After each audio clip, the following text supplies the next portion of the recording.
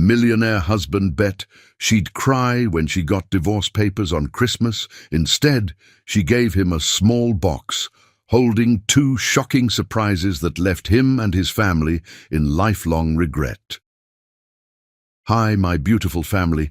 May the Almighty bless you beyond measure, fill your hearts with joy, your homes with peace, and your lives with endless love. May every step you take be guided by light, and may you always feel cherished and protected. Amen. If you're here with me now, please comment present. And if you feel the love and bond we share, comment I am with Mr. Peter. Don't forget to like and subscribe. Your support keeps our family strong. You are not just my audience, you are my family, my strength, and my greatest treasure. The morning Lupita Harris discovered her worth wasn't measured in tears, but in the trembling hands of those who'd underestimated her. Snow fell on the Sandberg estate like ashes from a burning empire. She stood before the floor-to-ceiling windows of the Connecticut mansion, her reflection a study in composure. The silk emerald dress she wore, chosen specifically for this moment, caught the light from the 12-foot Christmas tree behind her. Every detail of this morning had been orchestrated, from the Tiffany earrings Alan had given her on their first anniversary to the subtle application of the perfume his mother Eleanor claimed was too exotic for their circles. "Darling, everyone's waiting in the drawing room." Alan Sandberg's voice carried that particular tone of condescension he'd perfected over their 5 years of marriage. He stood in the doorway, his Italian suit impeccable, his smile holding all the warmth of the December frost outside. Lupita turned slowly, her movements deliberate. Of course they are. The drawing room held the entire Sandberg dynasty.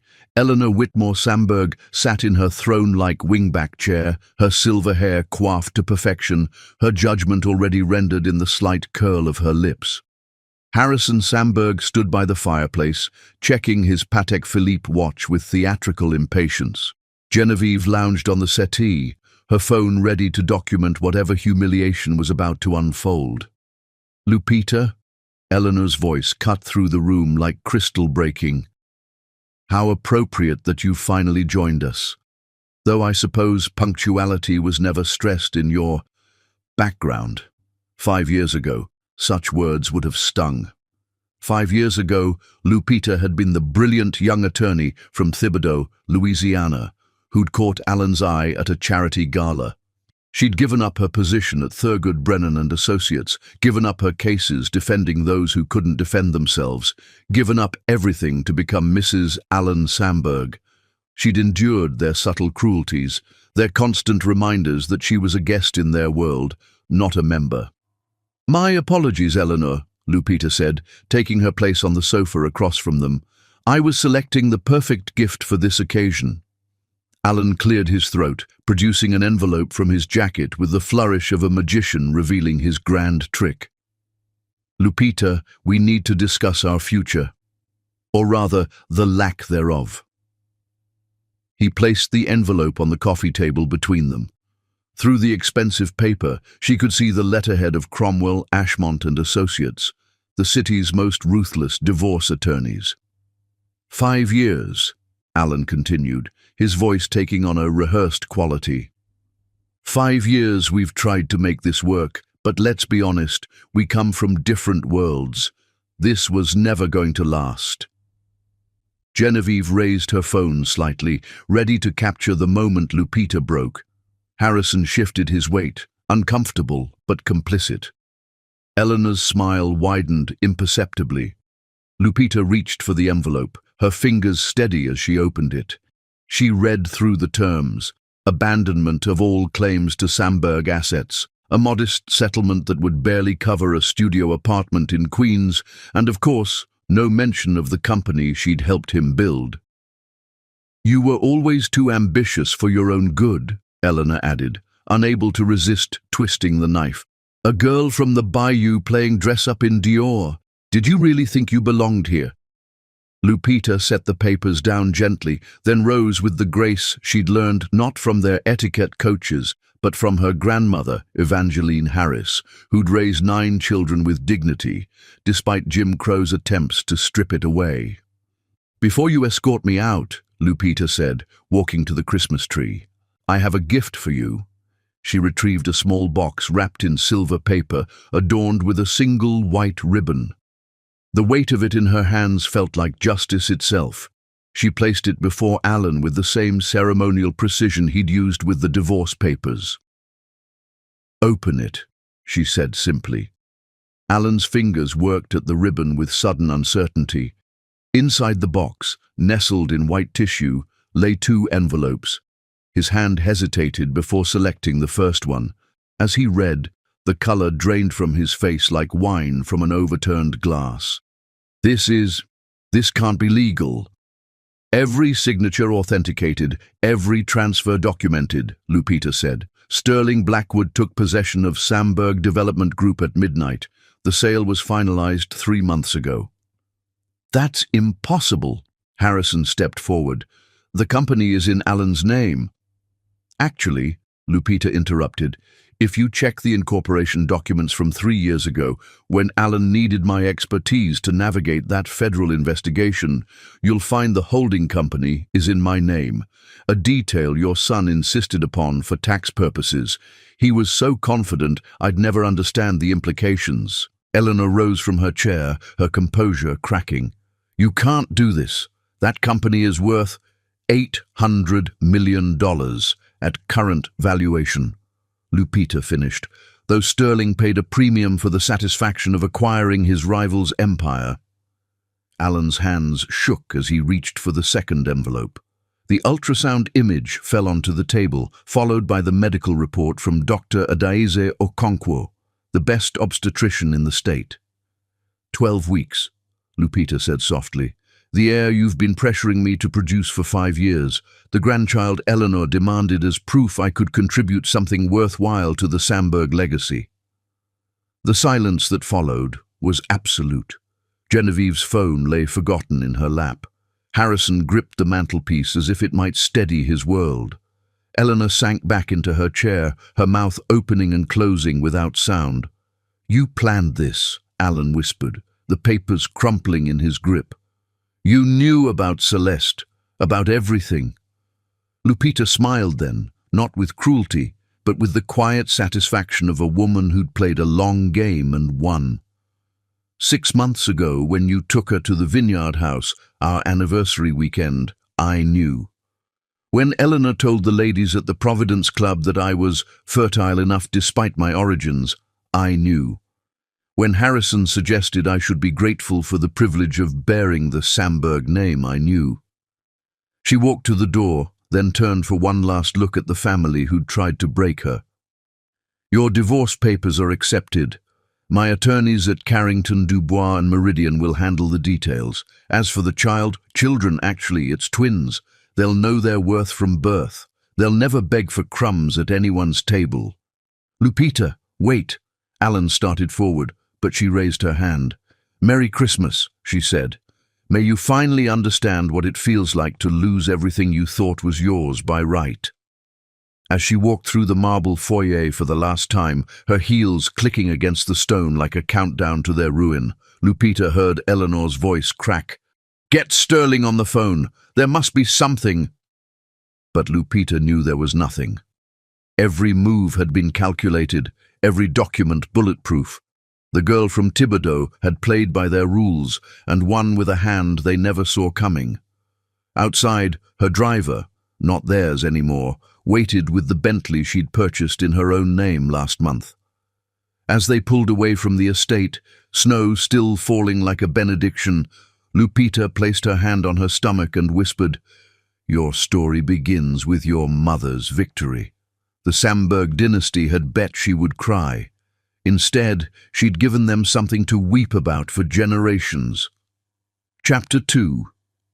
The Hidden Heir. The call came at midnight, 3 days after Christmas, when the truth had finally settled into Alan Samberg's bones, like winter cold that no fire could warm. Lupita stood on the terrace of her new penthouse, 40 floors above Central Park, purchased under her maiden name 6 months ago.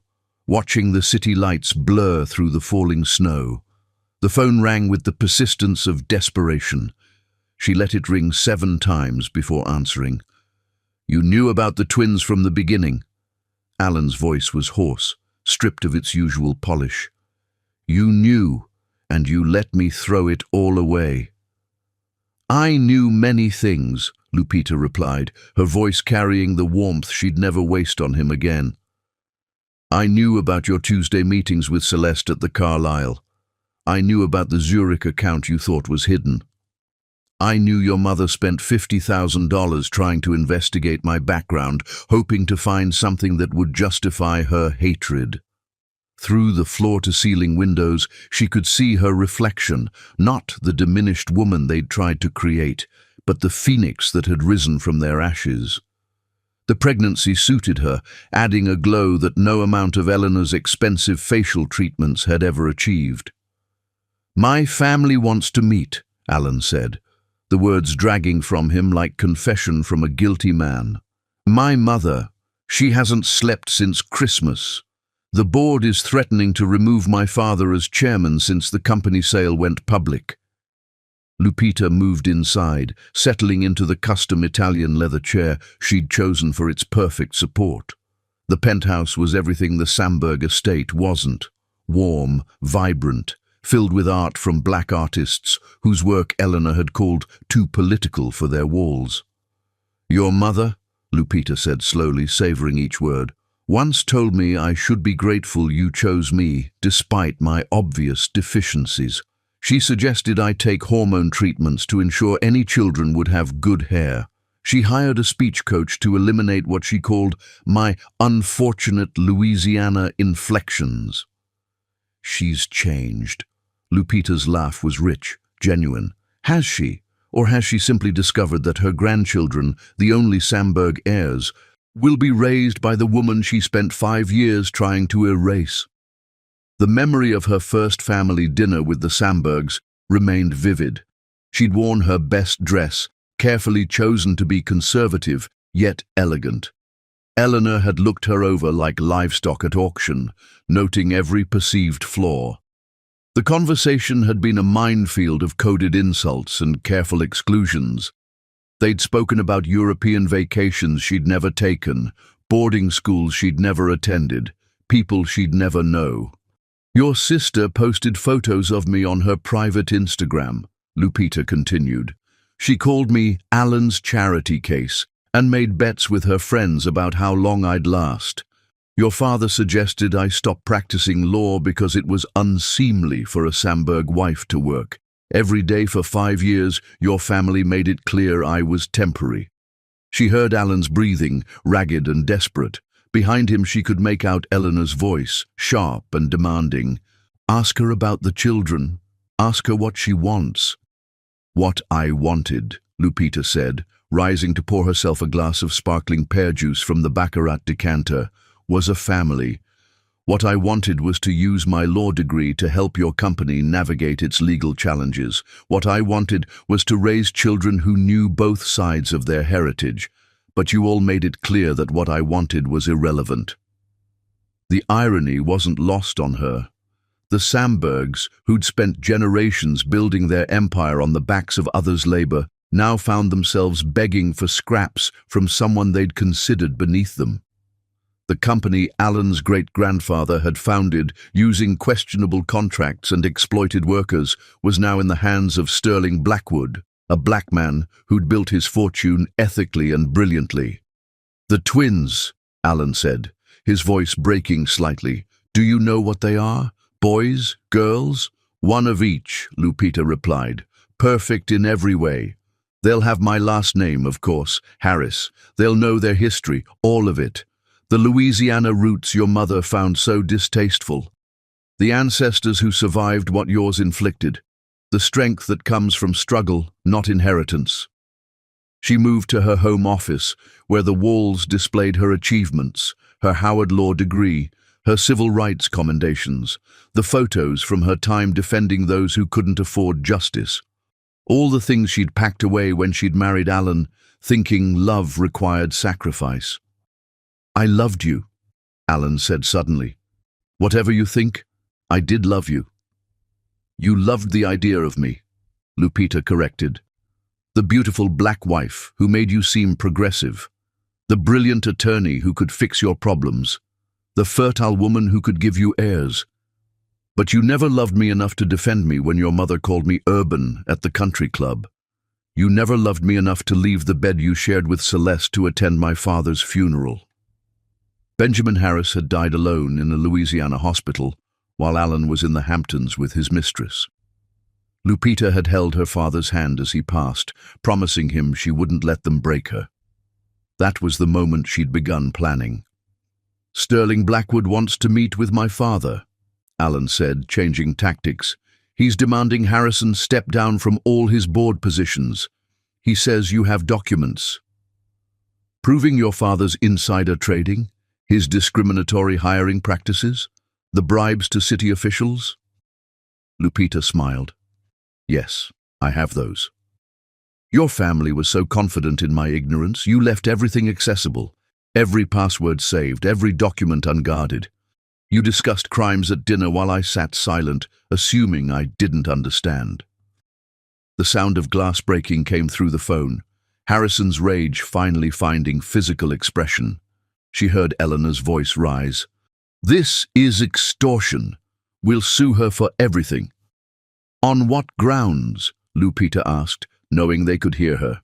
"Everything I did was legal. Every transfer properly documented, every sale legitimate. Your prenuptial agreement, the one designed to leave me with nothing, actually protected my separate assets. The joke, as they say, is on you." She pulled up the ultrasound image on her tablet, studying the two tiny hearts beating in perfect rhythm. These children would never know the crushing weight of conditional love.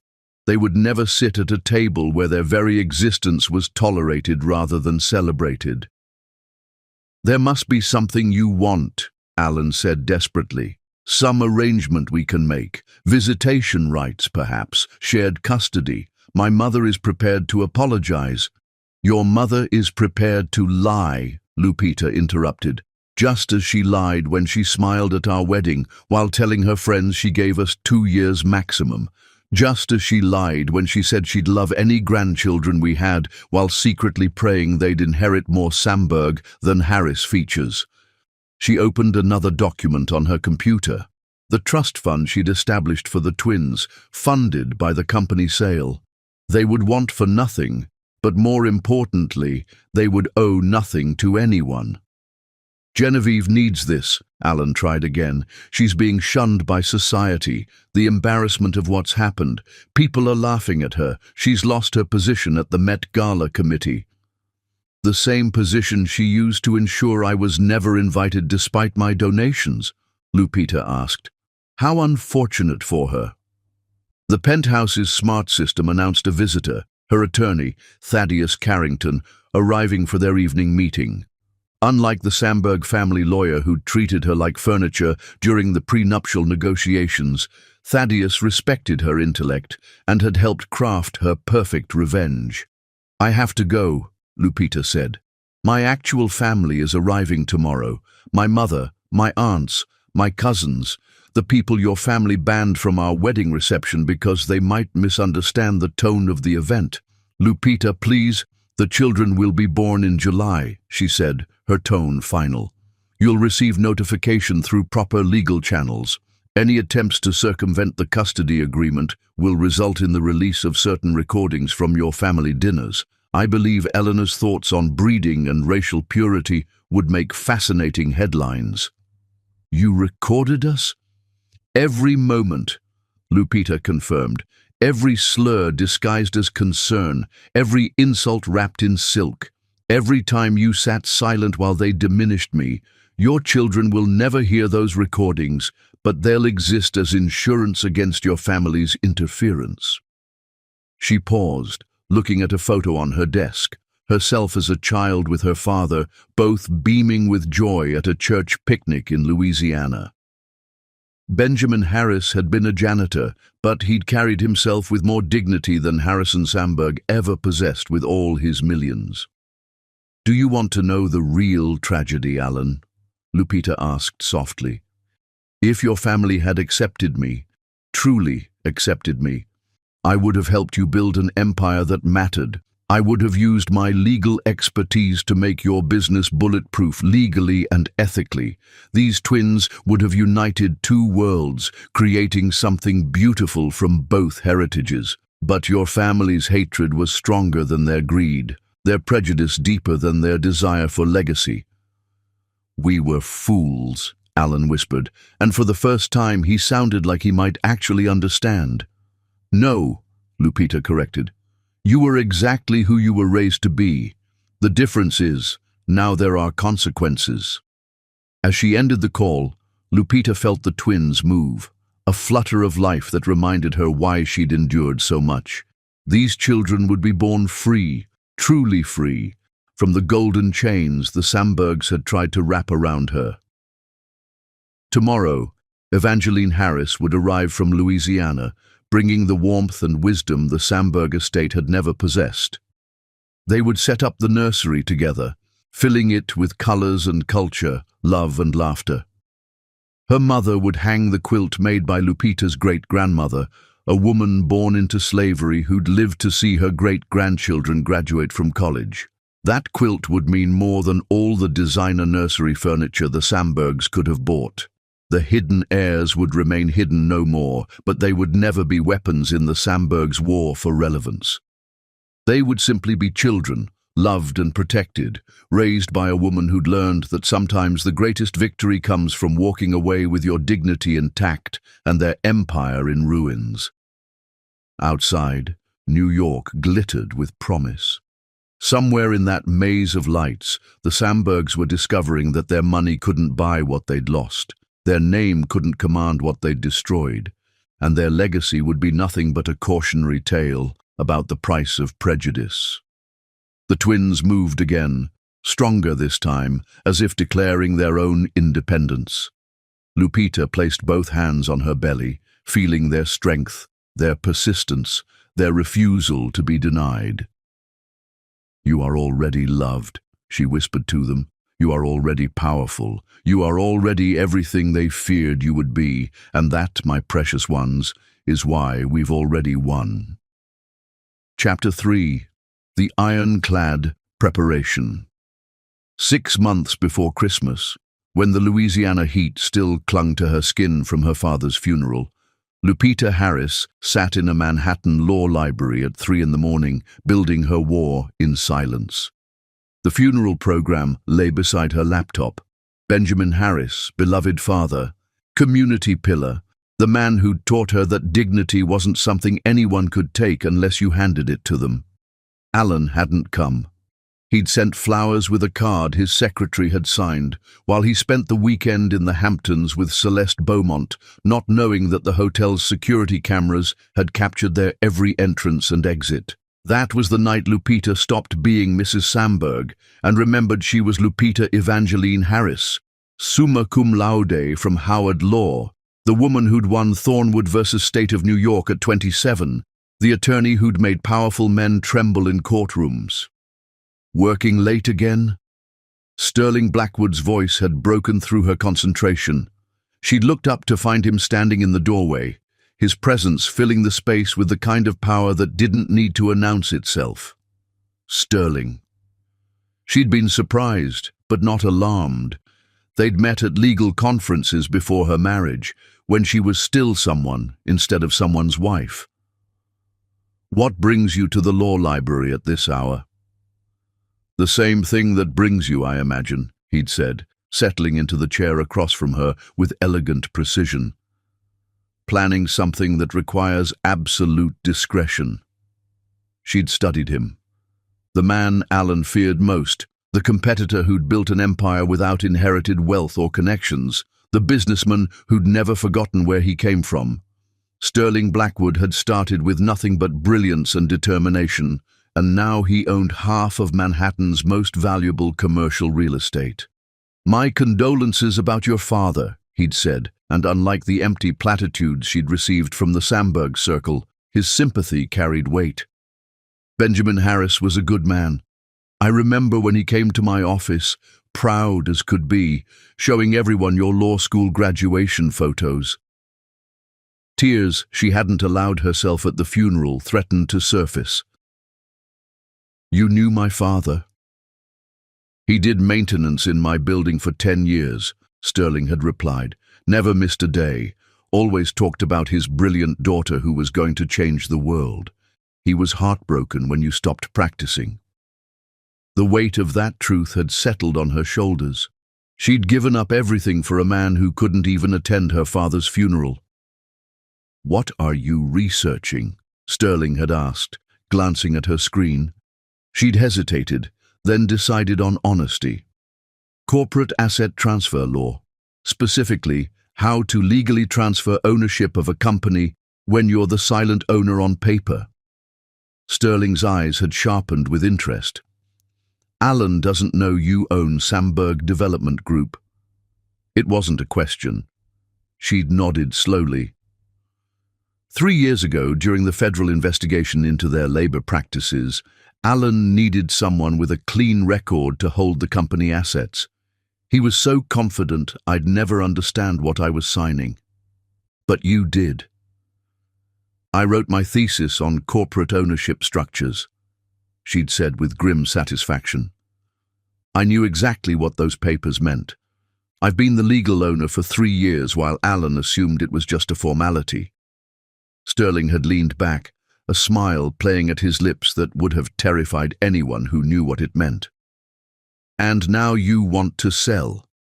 "To the right buyer," she'd confirmed. "Someone who understands what it means to take everything from those who thought you were nothing." That night they'd begun planning. Sterling had brought in his team of lawyers, all brilliant, all discreet, all people who'd been underestimated by men like the Sambergs. Together, they'd crafted a sale that was completely legal and utterly devastating. "We'll need documentation of everything," Sterling's lead attorney, a woman named Imani Okafor, had said during their second meeting. "Every insult, every slight, every moment they revealed their true nature." Lupita had pulled out her phone, showing them the app she'd installed. "I've been recording for 2 months. Every dinner, every gathering, every private moment when they thought I wasn't listening." The recordings were damning. Eleanor discussing her hope that any grandchildren would take after their father's side more. Harrison explaining to his golf buddies that Lupita was articulate for her background. Genevieve laughing with her friends about how she'd convinced the charity board that Lupita wouldn't be a good fit for their committee. But the most damaging recording was Alan himself, drunk at his bachelor party recording that Genevieve had shared, explaining how marrying Lupita was good optics for the company's diversity issues. "This is gold," Imani had said, "but we need more than just personal grievances. We need financial leverage." That's when Lupita had revealed her second weapon. "I have access to everything, every account, every transaction, every deal they've ever made. They conduct business in front of me like I'm furniture." Over the following weeks, she'd documented everything. Harrison's insider trading, conducted through offshore accounts he accessed from his home computer. Eleanor's embezzlement from the charity she chaired, hidden in expenditures for administrative costs. Genevieve's tax evasion, routing her trust fund through shell companies to avoid payment. "They're criminals," Sterling had said simply when presented with the evidence. "Wealthy, protected criminals, but criminals nonetheless." "Which is why this needs to be perfect," Lupita had replied. "One mistake, and they'll use their connections to destroy me." She'd spent hours in that library, crafting documents that were works of legal art. The sale agreement with Sterling included clauses that prevented any reversal, no matter what the Sambergs tried. The custody arrangements she'd filed secretly were ironclad, based on Alan's documented abandonment and the family's recorded hostility. The most beautiful piece was the prenuptial agreement itself. The Sandbergs' lawyer had been so focused on protecting Alan's visible assets that they'd ignored the clause about separate property acquired during marriage. Every purchase Lupita had made, every investment in her own name, was protected. "You've thought of everything," Sterling had said one night, reviewing the final documents. "Not everything," she'd replied. "I didn't think about what happens after, when they realize what I've done." "That's when you'll need allies," he'd said. "The kind of people who understand that money isn't power. Knowledge and preparation are power." He'd introduced her to a network she'd never known existed. Successful black professionals who'd been shut out of the Sandberg circle. Latino executives who'd been passed over for promotions at Harrison's firms. Asian investors who'd been excluded from the old boys club. All of them eager to see the Sandberg empire fall. "We've been waiting for someone like you," a tech entrepreneur named Kenji Yamamoto had told her.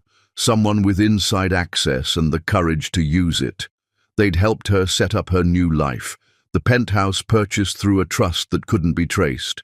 The medical care from doctors who wouldn't report to the Sandbergs. The security team that would protect her when everything came to light.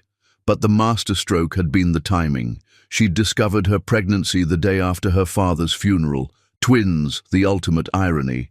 The heirs the Sandbergs had been pressuring her to produce for years, arriving just as she was leaving. "You could have left quietly," Imani had said one day. "Taken a settlement and disappeared. Why do this?" Lupita had thought of her father, dying while she sat at Eleanor's garden party, pretending to care about flower arrangements.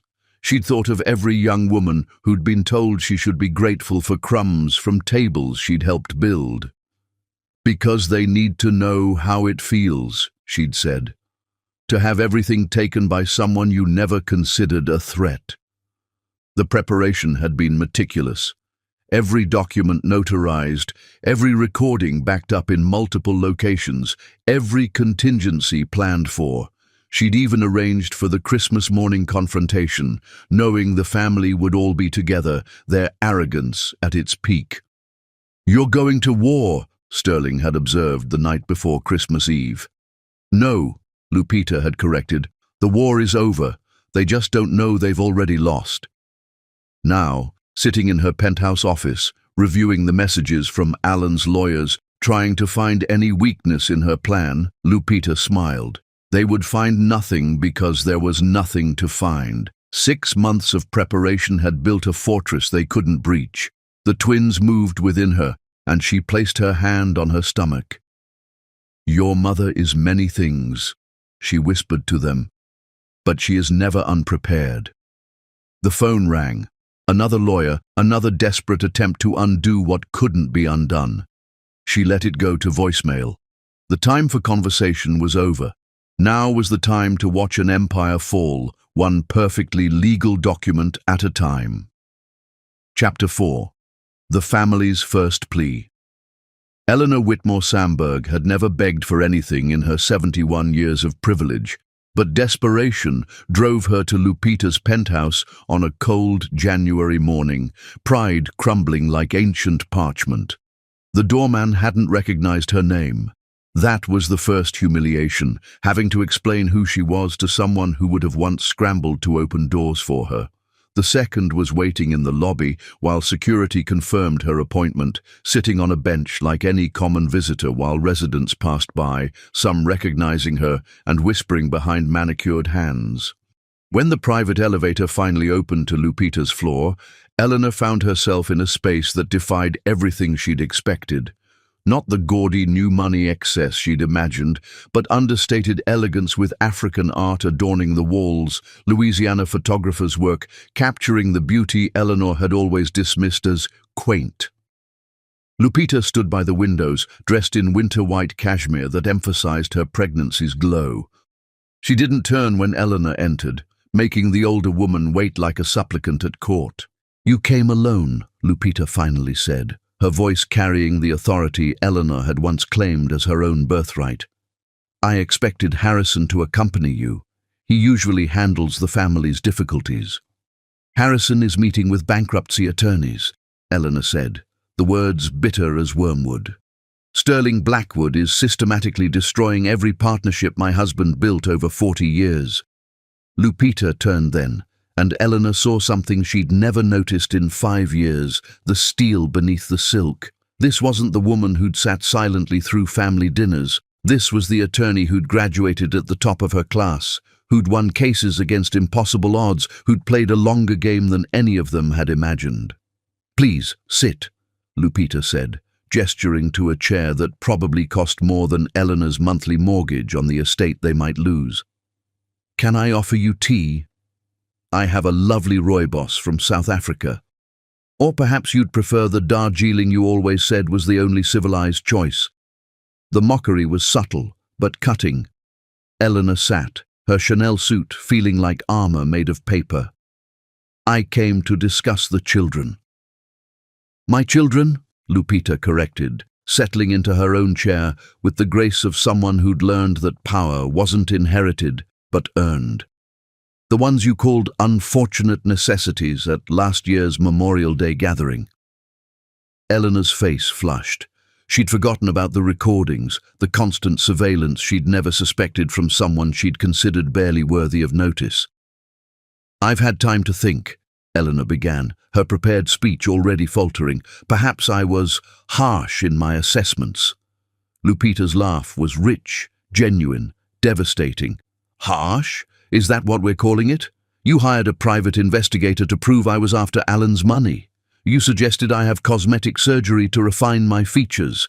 You told the admissions board at Pemberton Prep that any children we had would need special consideration due to their mixed heritage." Each word was a dagger, precisely placed. Eleanor's hands trembled as she reached for the purse, pulling out an envelope she'd hoped would never see light. "I've written a letter," she said, offering it like a white flag. "A public apology. I'll send it to every society newsletter, every club, every board I've ever served on." Lupita didn't take the envelope. Instead, she pulled up something on her tablet, turning it so Eleanor could see. It was a video from 3 Christmases ago, Eleanor holding court at her annual party, explaining to her circle why she'd seated Lupita in the corner. "It's kindness, really. She's more comfortable with the help. They understand each other." "A letter," Lupita said softly, "doesn't erase years of deliberate cruelty." Eleanor's composure finally cracked. "What do you want?" "Money?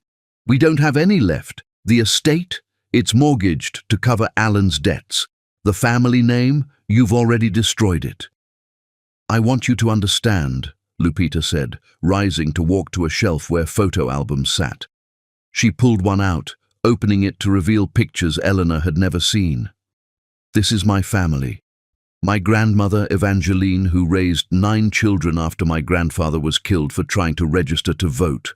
My Aunt Cordelia, who integrated the University of Alabama's nursing program. My cousin Isaiah, who runs a legal aid clinic in New Orleans." She turned pages, each image a testament to strength Eleanor had dismissed as insignificant. "These people, whom you banned from my wedding reception, have more dignity in their struggles than your family has in its entire genealogy. I understand you're angry." "Angry?" Lupita's voice remained calm, which was somehow worse than shouting. "I'm not angry, Eleanor. I'm victorious. There's a difference." She moved to another album, this one filled with accomplishments the Sambergs had never acknowledged. "This is me arguing before the Supreme Court at 28. This is the scholarship fund I established before I met Alan. This is the community center in Thibodeau that I funded with my own earnings, not Samberg money." Eleanor stared at the images, seeing for the first time the woman she'd spent 5 years trying to diminish. "You know what the real tragedy is, Eleanor?" Lupita continued, her voice taking on a reflective quality. "I would have been your greatest asset. I would have used my legal brilliance to protect your empire legitimately. I would have raised grandchildren who honored both their heritages equally. I would have brought fresh perspectives that could have evolved your legacy into something meaningful for the modern world." She paused at a particular photo, herself in her wedding dress, radiant with hope. "Look at this woman. She believed in the possibility of bridging worlds. She thought love could overcome prejudice. She was willing to sacrifice everything for acceptance that would never come. You assumed I was nothing because I didn't come from your world," Lupita continued. "You never wondered why a brilliant attorney would give up her career. You never questioned why someone with my credentials would tolerate your treatment. You saw what you wanted to see, a gold digger who got lucky." "Then why?" Eleanor asked, desperation cracking her voice. "Why did you stay?" "Because I loved him," Lupita said simply. "I loved Alan with the kind of devotion you claimed I wasn't capable of feeling. I thought if I proved myself worthy by your standards, you'd accept me. I thought if I gave you grandchildren, you'd finally see me as family." She touched her stomach, where the twins moved constantly now. "But you taught me something valuable, Eleanor. You taught me that there's no amount of excellence that makes you worthy in the eyes of those determined to see you as less than. So I stopped trying to earn your approval and started documenting your decline."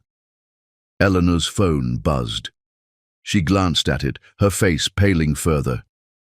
"The country club. They've revoked our membership."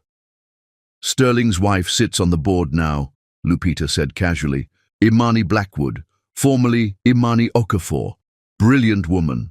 Harvard Law, top of her class. The kind of woman you would have dismissed as a diversity hire, despite her being infinitely more qualified than anyone in your circle.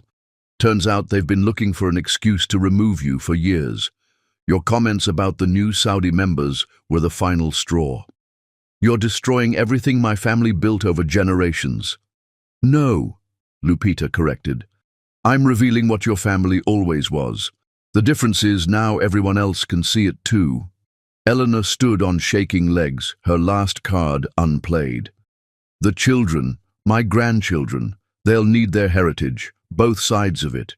You can't deny them their birthright out of spite." "Their birthright?" Lupita walked to the window, looking out at the city below. "Their birthright is strength earned through struggle, not privilege inherited through accident. Their birthright is the knowledge that their mother stood up to injustice, not the shame of a family that perpetuated it. They'll have questions one day about why they never knew us. And I'll answer them honestly," Lupita replied. "I'll show them these recordings. I'll explain how their grandmother thought their black heritage was something to be bred out. I'll tell them how their grandfather built his fortune on discriminatory practices. I'll make sure they understand exactly why I protected them from you." Eleanor made one last, desperate play. "I could fight for grandparents' rights. The courts would love to hear these recordings," Lupita finished. "Especially the one from last Easter, where you explained your theory about genetic dilution and why you hoped any children would be light enough to pass." The defeat in Eleanor's eyes was complete. She moved toward the elevator, then turned back. "You were never what we thought you were." "No," Lupita agreed. "I was always more. You just couldn't see it through your prejudice. And that blindness, Eleanor, that willful refusal to see my humanity, my brilliance, my worth, that's what destroyed your family, not me. Your own hatred consumed you from within."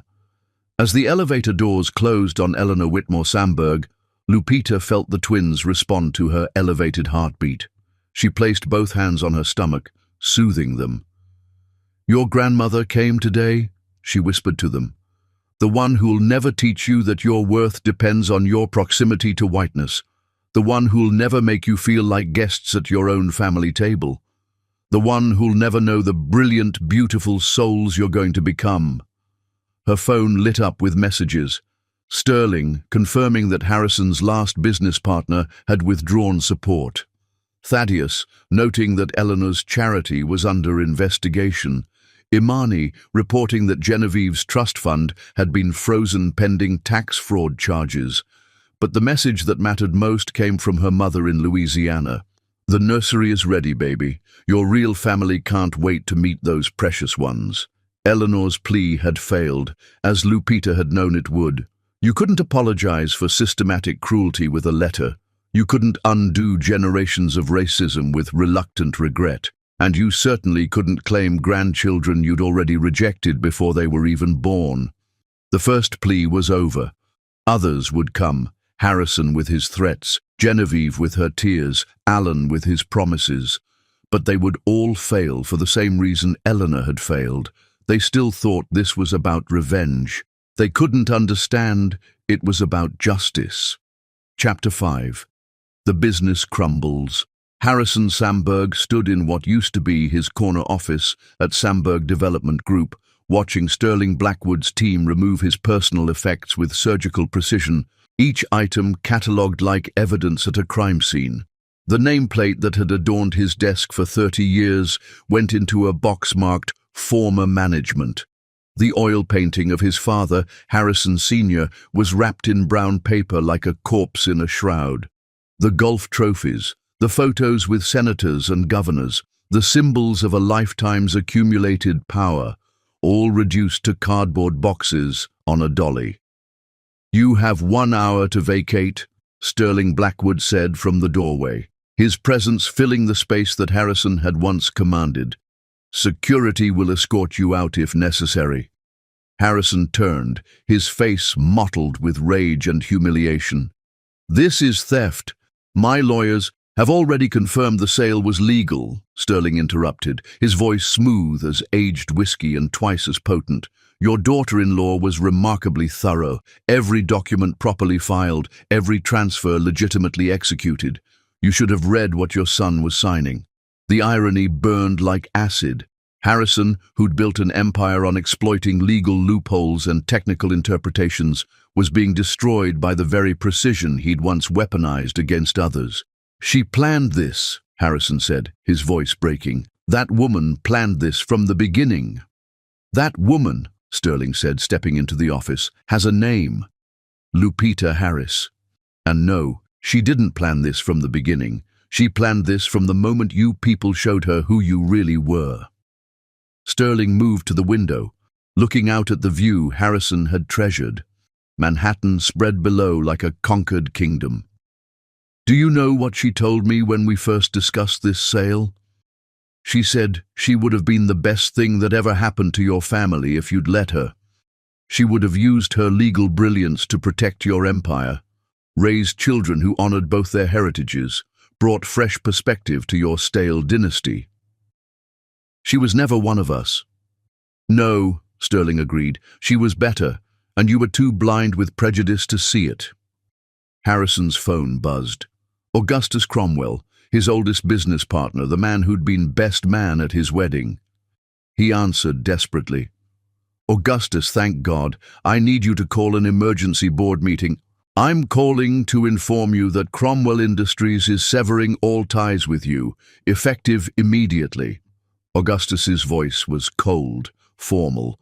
"The recordings your daughter-in-law released to the board. Harrison, we can't be associated with someone who used those terms about our Jewish investors."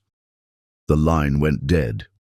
Harrison stared at the phone, then at Sterling, who smiled with satisfied knowledge. "She gave us everything," Sterling said. "Every racist comment you made about your Middle Eastern partners. Every sexist remark about female executives. Every moment you revealed that your success was built not on merit, but on maintaining a system that excluded anyone who didn't look like you." "Business is business," Harrison tried weakly. "Those were private conversations. In your home, with your wife and children present, while Lupita sat silent and recorded every word," Sterling finished. "You discussed insider trading over dinner. You planned discriminatory hiring practices over brandy. You committed crimes while she sat there, invisible to you, documenting everything." Another buzz. Theodore Ashmont this time. Harrison didn't answer, already knowing what the message would say. The empire he'd spent 40 years building was collapsing in 40 days. "Your son came here yesterday," Sterling said conversationally. "Tried to convince me to sell back, offered me double what I paid." Harrison's hope flickered. "And?" "I laughed," Sterling said simply. "Then I showed him the renovation plans. We're turning the executive floor into a scholarship center for black and brown law students. The conference room where you held your all-white board meetings will be renamed the Lupita Harris Justice Center." The cruelty of it was exquisite. Everything Harrison had built to exclude would now be used to include.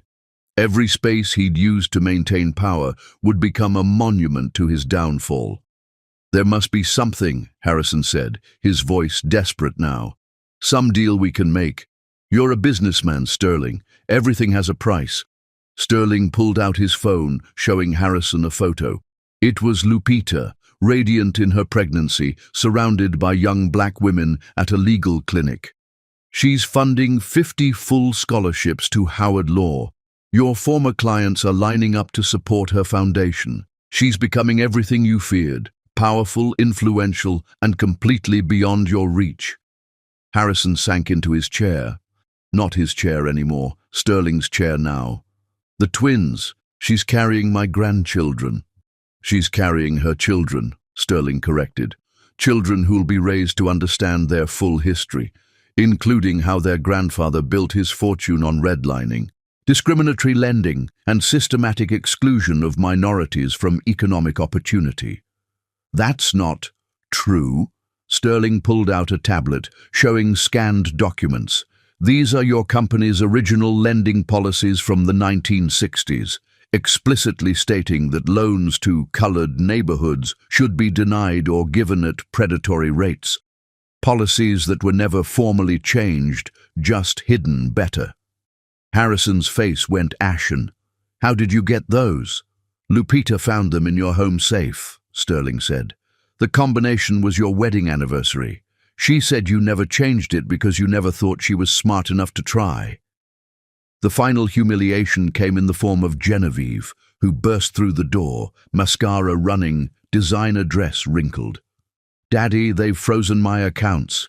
The IRS says I owe millions in back taxes. They say Lupita gave them—" She stopped, seeing Sterling, her face contorting with rage. You're helping that woman destroy us." "That woman," Sterling said calmly, "is destroying you all by herself. I'm just buying the pieces." Genevieve turned to her father. "Do something. You always fix everything." But Harrison had nothing left to fix with. His connections were abandoning him like rats from a sinking ship. His wealth was evaporating. His reputation was destroyed. The tools he'd used to build his empire, intimidation, exclusion, exploitation, were useless against someone who documented every crime and planned every countermove. "She gave us a chance," Sterling said, preparing to leave. "That Christmas morning, when she revealed the pregnancy. If you'd apologized then, genuinely apologized and changed, she might have shown mercy. But you chose to threaten her instead. Harrison, you sent lawyers after a pregnant woman. Eleanor tried manipulation. Genevieve posted those photos on Instagram, calling Lupita a breeding mare who finally did something useful." Genevieve gasped. "How did you—" "She screenshot everything," Sterling said. "Every post, every message, every moment you revealed your true nature." Security arrived. Not the old security who'd worked for Harrison, but Sterling's team. "Time's up," the lead officer said. As Harrison was escorted from his office, he passed the portraits of previous Samberg presidents, his father, his grandfather, the line of men who'd built their success on others' exclusion. Soon, those portraits would be gone, replaced by images of the diverse leaders Sterling was bringing in. "Tell Lupita," Harrison started. "Tell her yourself," Sterling said, "though I doubt she'll answer. She's busy building something better from your ashes." Outside the building that bore his name, not for much longer, Harrison stood on the sidewalk like any other terminated employee. His driver was gone. the car repossessed. His credit cards were maxed out, fighting legal battles he couldn't win. His phone buzzed with messages from journalists wanting statements about the discrimination lawsuits being filed by former employees, emboldened by Lupita's revelations. A taxi stopped, and through the window, he saw Lupita in the back seat. She looked at him, her expression neither cruel nor sympathetic, just resolved. She placed a hand on her pregnant belly, a gesture of protection and promise. Then the taxi pulled away, leaving Harrison standing in the cold, finally understanding what it felt like to be excluded from a world he'd once ruled. The business hadn't just crumbled, it had been deliberately demolished brick by someone he'd never considered capable of holding a hammer. Chapter 6. The medical crisis. The pain started at 3 in the morning, sharp enough to pull Lupita from sleep, her hands instinctively moving to protect the twins as she reached for her phone with trembling fingers. By the time the ambulance arrived at Mount Sinai's private entrance, the news had somehow already reached the Sandbergs. Alan stood in the emergency room, disheveled and desperate, trying to convince the security that he was still her husband, still had rights. "I'm sorry, sir," the guard said firmly. "You're not on the approved list." Lupita could hear his protests as they wheeled her past, but her focus was entirely on the 2 lives inside her, the rhythmic monitors tracking their heartbeats like a prayer she couldn't stop whispering. Dr. Adaeze Okonkwo appeared, her presence immediately calming. "Lupita, we're going to take excellent care of you and the babies. You're experiencing preterm contractions, but we can manage this." Through the glass doors of her private room, Lupita saw them gathering. Alan arguing with administrators, Eleanor on her phone with someone she claimed was the best specialist in Manhattan, Harrison threatening legal action if he wasn't given information. "Should I have security remove them?" Dr. Okonkwo asked, her voice gentle but protective. "No," Lupita said, breathing through another contraction. "Let them stay in the waiting room. Let them understand what it feels like to be powerless when someone is in crisis." The irony wasn't lost on her. When she'd miscarried 2 years ago, a loss the Sandbergs had never known about because Alan had been in Tokyo with Celeste, she'd driven herself to the hospital, sat alone in a public waiting room, and grieved in silence. Eleanor had actually called during it, demanding to know why Lupita had missed the charity luncheon. "Mrs. Harris," a new voice interrupted. It was Dr. Everett Prescott, the Sandbergs' family physician, the man who'd once suggested her urban diet might affect her fertility. "I've been asked to consult on your case." "By whom?" Dr. Okonkwo's voice carried professional ice. "The family has concerns." "They're not my family anymore," Lupita said firmly despite the pain. "And you're not my doctor. You haven't been since you prescribed anxiety medication instead of running tests when I complained of chronic pain that turned out to be endometriosis." Dr. Prescott's face flushed. "I'm only trying to help. The way you helped when you told Eleanor my pregnancy would be high risk because of what you called genetic incompatibilities," Lupita asked. "The way you helped when you suggested I consider using a surrogate because my body might not be suited for carrying Sandberg heirs. Please leave." As he retreated, Thaddeus Carrington arrived, her lawyer looking impeccable despite the early hour. "They're trying to get a court order," he said quietly, claiming that as the biological father, Alan has the right to make medical decisions if you're incapacitated. "I'm not incapacitated," Lupita said clearly, though another contraction made her grip the bed rails. "I'm in preterm labor, fully conscious and legally divorced as of yesterday when the expedited decree came through." "The divorce is final?" The voice from the doorway was Alan's. He'd somehow gotten past security, looking haggard, his usual polish completely gone.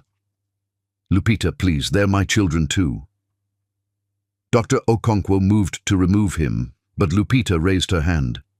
Let him say what he came to say. Alan approached slowly, as if she were a wounded animal that might flee. I know I failed you. I know I was a coward, but those babies are babies. They're innocent in all this. If something happens, something is happening, Lupita said. I'm in preterm labor at 28 weeks because of the stress your family has put me through. The constant legal threats, the harassment, the attempts to have me declared mentally incompetent to manage my own affairs. Through the window, she could see Eleanor pacing, phone pressed to her ear, probably calling every society doctor she knew, trying to find one who would override Lupita's choices. I never wanted it to go this far, Alan said weakly. No, Lupita agreed. You just wanted a quiet divorce where I disappeared with the small settlement while you married Celeste and had children you could acknowledge publicly. You wanted me to be grateful for the scraps of our marriage while you kept the feast. Another contraction hit, stronger this time. Dr. Okonkwo checked the monitors, her expression concerned but controlled. We need to administer medication to stop the contractions. The steroids for the baby's lungs are already working, but we need to buy more time. Whatever they need, Lupita said, then looked at Alan. You should go. I could… What? Hold my hand? The way you did when my father died? Stand by my side? The way you did when your mother called me breeding stock at Thanksgiving? Fight for me? The way you did when your sister spread rumors that I'd trapped you with pregnancy? Alan's face crumbled. Behind him, Harrison appeared, his usual commanding presence diminished. We have rights. You have nothing, Thaddeus interrupted, producing documents. The court has already ruled on your emergency petition. Given the documented history of emotional abuse and the stress it's causing my client's pregnancy, you're ordered to maintain a 500-foot distance unless explicitly invited. This is our grandchildren. Eleanor had finally made it past security, her voice shrill with desperation. You can't keep us from our grandchildren. Lupita looked at the woman who'd made her feel small for 5 years, who'd questioned her worth at every opportunity, who'd suggested she was lucky to be allowed into their family. Eleanor looked older, diminished, her carefully maintained facade cracking like cheap foundation. These are my children, Lupita said quietly but firmly. They will be born into love, not obligation. They will know their worth from their first breath, not spend their lives trying to earn it from people who see their blackness as a deficiency to be overcome. The medication was working. The contractions were slowing, spacing out. The twins' heartbeats remained strong on the monitor. 2 fighters, like their mother. I could have loved you, Lupita said, looking at each of them. I wanted to love you. I came into your family with so much hope, so much willingness to bridge our worlds. But you saw my love as weakness, my culture as less than, my presence as temporary. Genevieve arrived last, breathless and dramatic as always. The media is outside. They're saying you've banned us from seeing the babies. The optics are terrible. The optics, Lupita laughed, though it hurt. Of course that's your concern. Not the baby's health, not my well-being, but how this looks to your social circle. She struggled to sit up more, despite Dr. Okonkwo's gentle, restraining hand. Let me tell you about optics, Genevieve. The optics of you posting photos from my baby shower, the one I wasn't invited to plan, mocking the gifts my Louisiana family sent. The optics of you telling your followers that I was finally useful after 5 years of marriage. The optics of you suggesting I should be grateful Alan didn't leave me sooner. Those were private posts. Nothing is private in the digital age, Lupita said, just like nothing was private when you live-streamed my miscarriage aftermath, when I came to that family dinner still bleeding, still grieving, and you complained that I wasn't being festive enough for your Instagram stories. The room fell silent, except for the steady beeping of monitors. The Sambergs stood frozen, perhaps finally understanding the depth of their cruelty. Dr. Okonkwo stepped forward. Everyone needs to leave now. My patient needs rest. As security began escorting them out, Eleanor turned back. "We'll fight this. We have resources." "You have debt," Lupita corrected. "Mountains of it, all coming due now that Sterling owns your assets. You have legal bills you can't pay, and criminal investigations you can't stop. You have nothing left to fight with except pride, and pride doesn't pay lawyers." "This isn't over," Harrison said, but his voice lacked conviction. "It's been over since Christmas morning," Lupita replied. "You just didn't know it yet." The room emptied except for Thaddeus and Dr. Okonkwo. The crisis was passing, the twins were safe, but the emotional toll weighed heavy.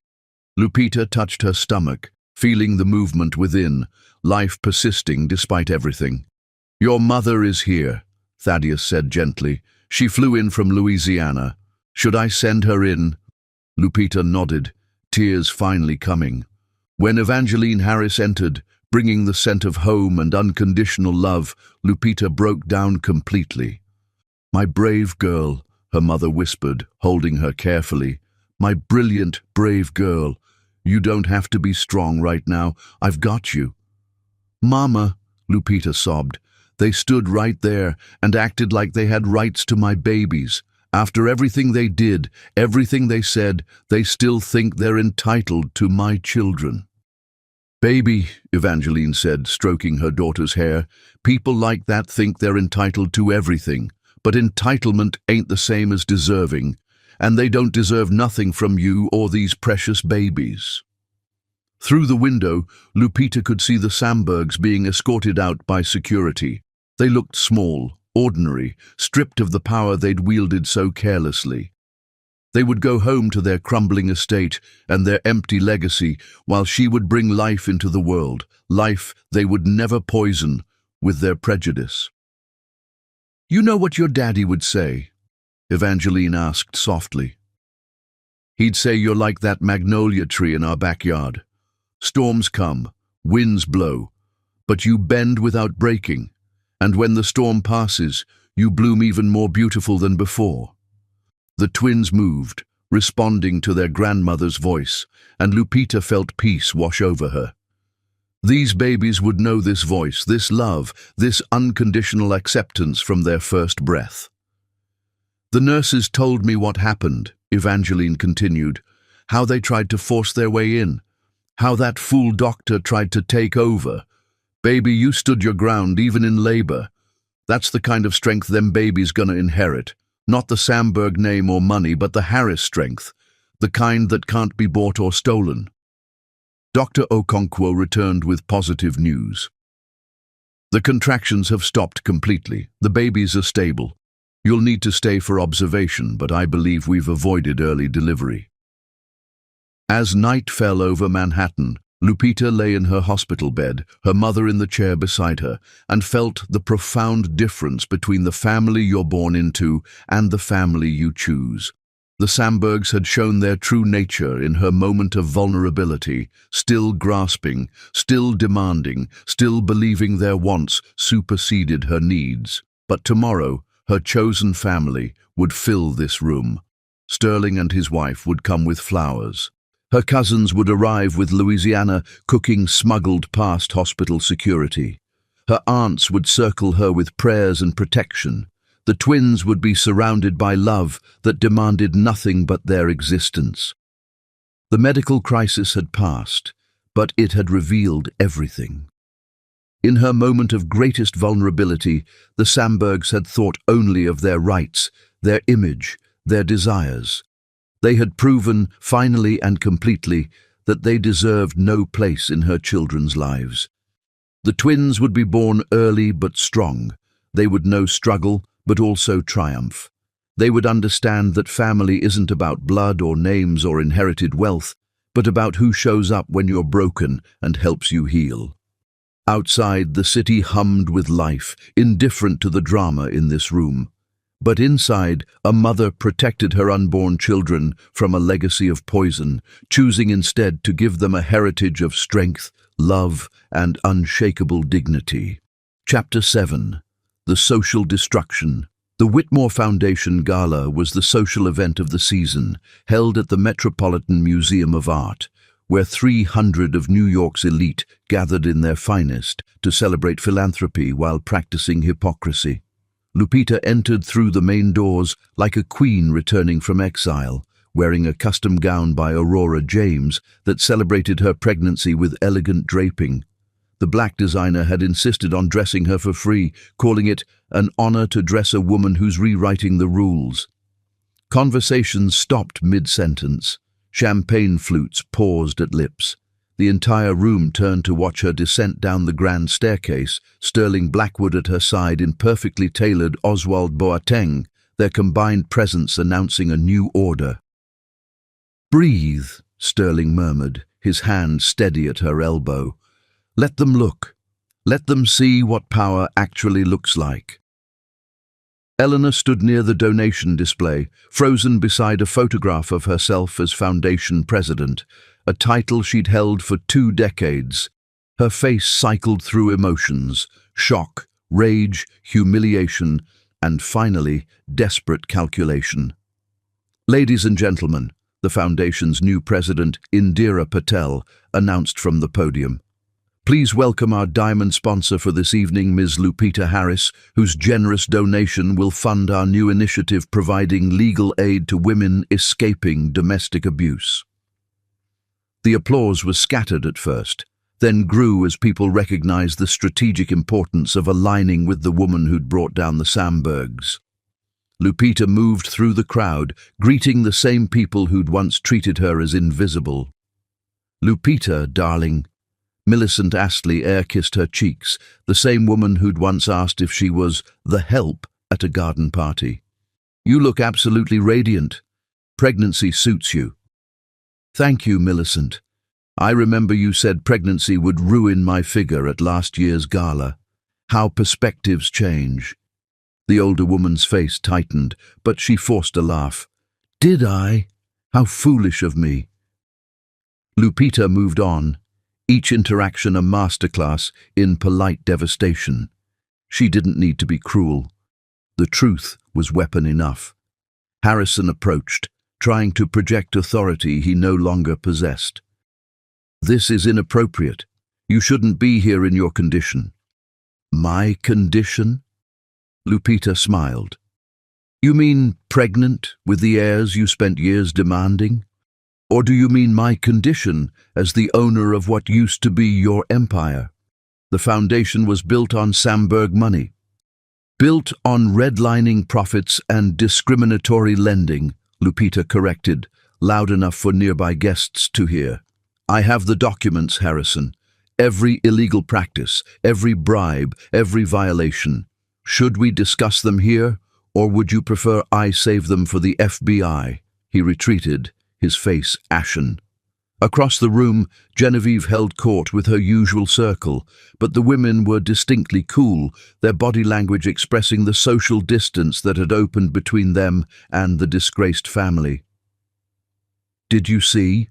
one of them said, not bothering to lower her voice.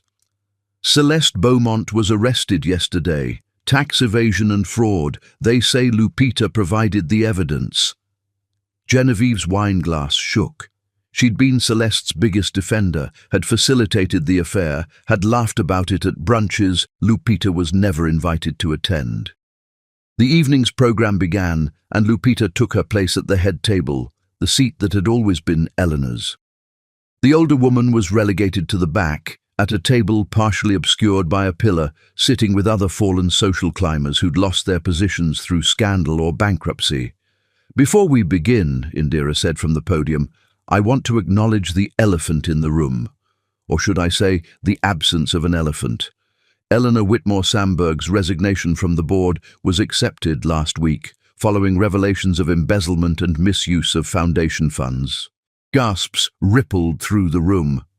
Eleanor's theft had been an open secret, but having it announced publicly was social execution. "However," Indira continued, "thanks to Ms. Harris's forensic accounting skills and generous personal donation, we've recovered the missing funds and can continue our mission without interruption." The applause was thunderous. Lupita stood, acknowledging it with grace, then moved to the podium herself. "I want to announce a new initiative," she said, her voice carrying clearly through the room. "The Harris Foundation for Economic Justice will provide full scholarships to Howard Law School for 50 students annually, specifically focusing on those from communities historically excluded from legal education." She looked directly at Eleanor as she continued. "For too long, certain families have hoarded opportunity, using their privilege to maintain systems that exclude others.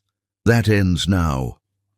Furthermore," Lupita continued, "we'll be partnering with Sterling Blackwood's enterprise to convert properties previously used for discriminatory practices into community legal centers. The first will be in the building that once housed Zamberg Development Group." Alan stood abruptly from his table. He'd only been allowed in as someone's plus one, his face flushed with alcohol and anger. "You can't." "I can, and I have," Lupita said calmly. "Every building your family used to deny mortgages to black families will now serve those communities. Every office where your father planned redlining strategies will become a classroom for future civil rights lawyers." The room was silent, watching the public demolition of a dynasty. This wasn't just business, it was personal, political, and perfectly legal. "I also want to address the whispers I've been hearing all evening," Lupita continued, her voice taking on a harder edge. "Yes, I recorded the Sambergs. Every dinner where they discussed their superiority while I served them food. Every gathering where they mocked my heritage while I stood silent. Every moment they revealed their true nature while assuming I was too stupid to understand." She pulled out her phone, holding it up. "This device captured truth, not revenge, not spite, but truth. And if any of you are worried about your own past interactions with me, perhaps you should reflect on why that concerns you." "One more announcement," Lupita said, her hand resting on her pregnant belly. "My children will be born this summer. They will carry the Harris name exclusively. They will know their full history, the Louisiana roots that run deep and strong, the ancestors who survived what others' ancestors inflicted. They will be raised with the values the Sambergs claimed to possess but never demonstrated: integrity, compassion, and justice." She stepped down from the podium to thunderous applause, but she wasn't finished. She walked directly to Eleanor's table, every eye in the room following. "You wanted me to be grateful," she said quietly, but in the silence, everyone could hear. "Grateful for your tolerance, your condescension, your crumbs. Instead, I'm grateful for your cruelty. It taught me my own strength. It showed me who you really are. And it gave me the motivation to dismantle everything you built on others' exclusion."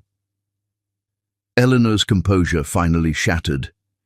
"You vindictive little—" "Careful," Lupita warned. "Everyone's recording. Your words will be on social media within minutes, although I suppose your reputation can't sink much lower." She turned to address the room one final time. "I want to thank everyone for coming tonight. For those who shunned me when I was Mrs. Samberg, your sudden friendship now is noted and declined. For those who stood by and watched the Sambergs' treatment of me, your silence was complicity. But for those few who showed kindness when it wasn't advantageous, you know who you are. Thank you." As she walked toward the exit, people parted like the Red Sea. Some reached out, trying to touch her, to claim association with her victory. She ignored them all except for one, a young black woman who'd been a server at Samberg events, who'd once slipped her a tissue when Eleanor's cruelty had brought tears. "Thank you, Maria," Lupita said, embracing her. "The foundation will be in touch about law school scholarships." "Ms. Harris," Maria whispered, tears in her eyes, "my daughter watched your interview on the news. She said she wants to be like you, someone who stands up to bullies and wins. You've given her a hero who looks like her." The weight of that responsibility settled on Lupita's shoulders, but it was a weight she carried proudly. This wasn't just about her revenge anymore. It was about every Maria, every daughter who needed to see that power could be challenged, that truth could triumph. The last image the society photographers captured was Lupita leaving on Sterling's arm, backlit by the museum's lights like an avenging angel, while the Sambergs sat in the shadows of their own making.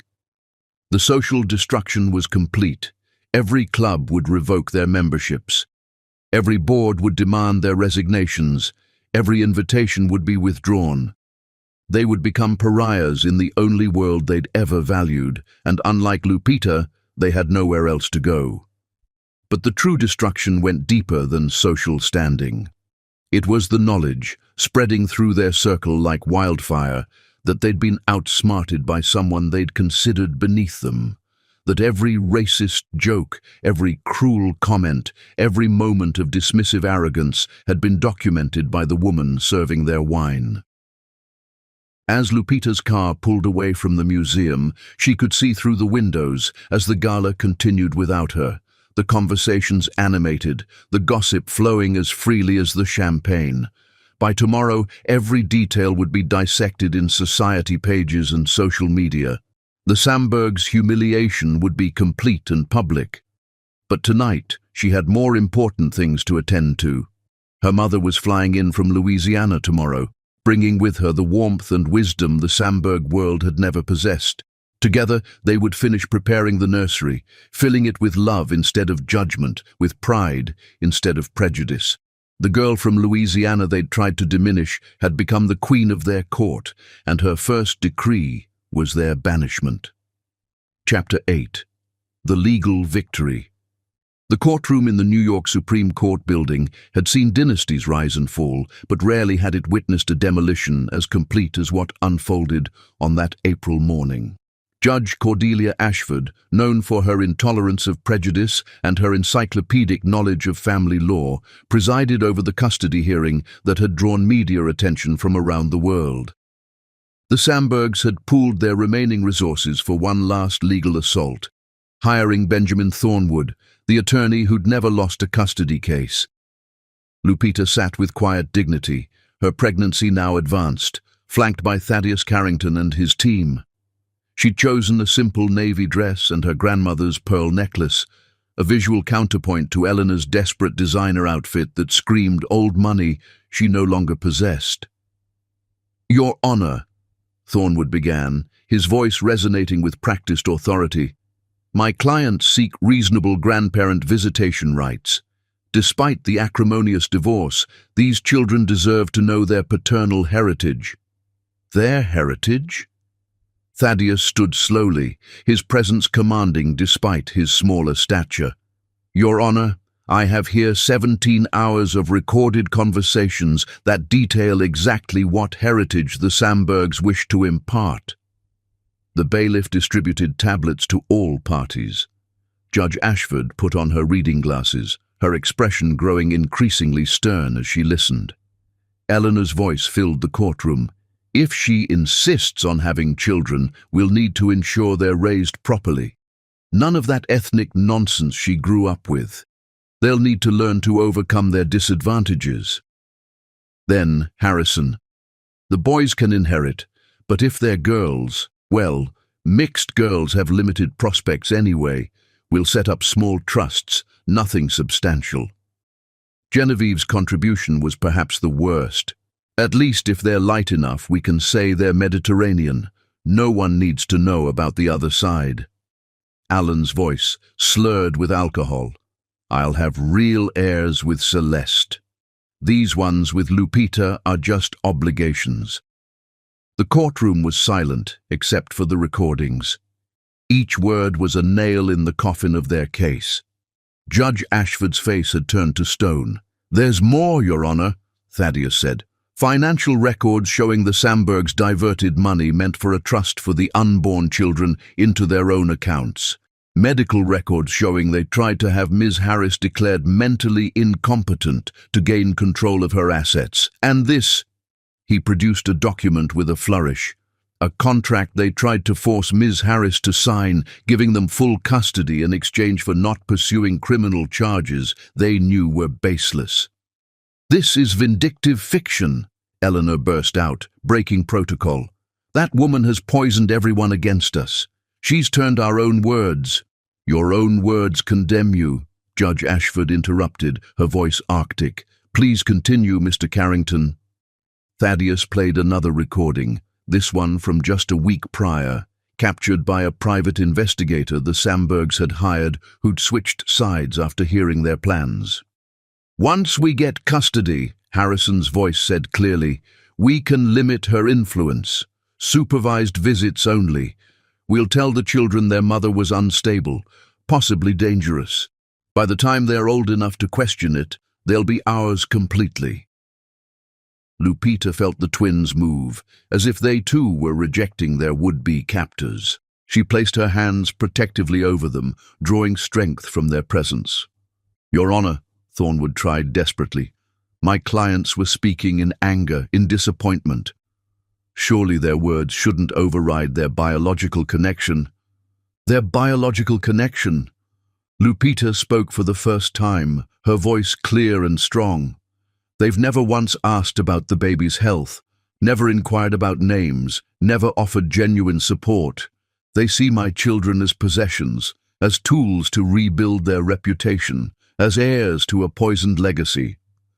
She stood, despite the weight of her pregnancy, addressing the court with the skill that had once made her a formidable attorney. "Your Honor, I have here a different kind of evidence. Letters from the community in Thibodaux, Louisiana, where my children will know their other grandparents. Testimonials from the 50 law students whose scholarships I'm funding, who promise to be role models for my children. Statements from successful black professionals who've offered to mentor them, to show them that excellence doesn't require proximity to whiteness." She turned to face the Sambergs directly. "You had 5 years to see me as family. You chose instead to see me as an interloper. You had 9 months to embrace these children. You chose instead to scheme for their possession. You had countless opportunities to choose love over prejudice. You chose your legacy over their well-being." "The court has heard enough," Judge Ashford announced. "Mr. and Mrs. Samberg, Ms. Samberg, Mr. Alan Samberg, your petition for grandparent rights is not only denied, but permanently barred. Furthermore, this court issues a restraining order preventing any contact with Ms. Harris or her children until the children reach the age of 18 and can decide for themselves." "You can't," Harrison started. "I can, and I have," the judge continued. "Additionally, I'm referring these recordings to the district attorney for investigation of conspiracy to commit fraud, attempted extortion, and conspiracy to commit custodial interference. Bailiff, please ensure the defendants surrender their passports before leaving." Eleanor collapsed into her chair. Alan's face had gone grey.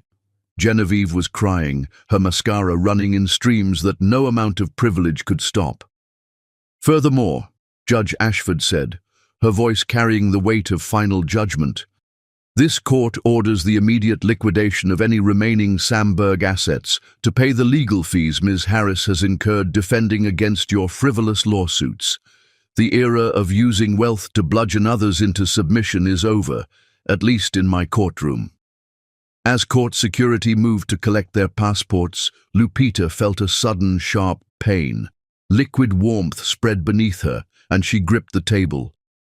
"My water just broke," she said calmly, though her heart was racing.